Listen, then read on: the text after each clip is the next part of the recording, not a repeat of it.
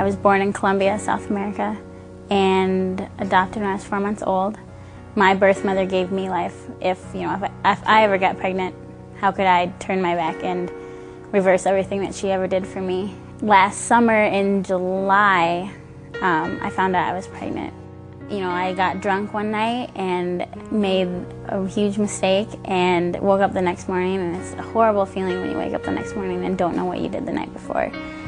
I had goals, I had plans, and as soon as I found out I was pregnant, I figured that's all down the drain and I'm gonna have to find something else to do. Your initial thought is, my life is over. I mean, I've screwed up, what am I gonna do? I can't tell my parents, I can't tell my friends. So I told my parents the next day. And that whole day I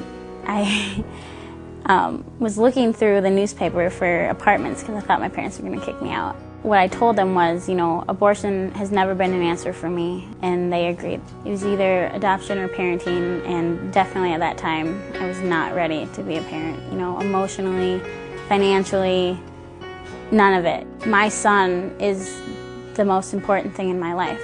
He deserves the best, and the best is a mom and a dad in the same house. I made the decision on February 3rd that I was going to place Jacob for adoption.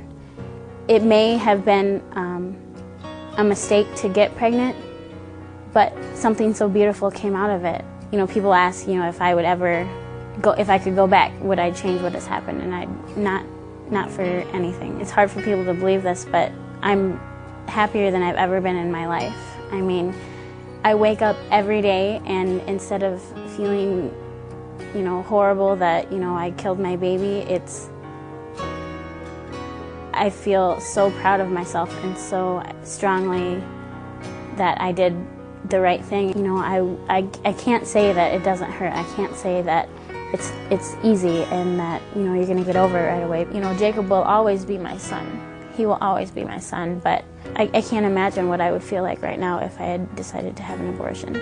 You can't take that back. You can't reverse what you've done then. People want you to believe that it's just a mass of cells that means nothing, and what they don't think of is what that mass of cells is. I mean, at 8 weeks there's a heartbeat, there's brain waves, they're thinking, how can you say that something that is so small and has a heartbeat and can think, how can you say that's not a human being?